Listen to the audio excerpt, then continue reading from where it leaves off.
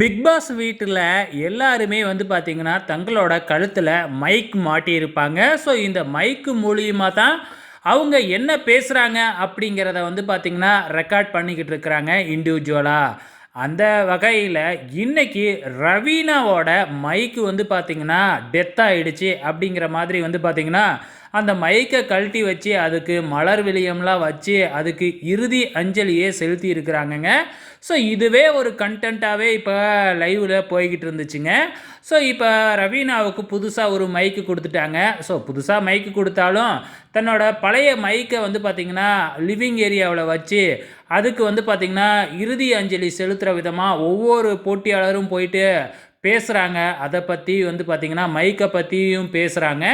So இது ஒரு content, ஒரு காமெடி கண்டென்ட்டாகவே கொண்டு போயிருக்காங்கங்க. ஸோ இதை வந்து பார்த்திங்கன்னா ஒரு ஹெட்டிங்காக பார்த்துருப்பீங்க. உங்களோட கமெண்ட்ஸை மறக்காமல் இந்த வீடியோ கீழே கமெண்ட் பண்ணுங்கள்.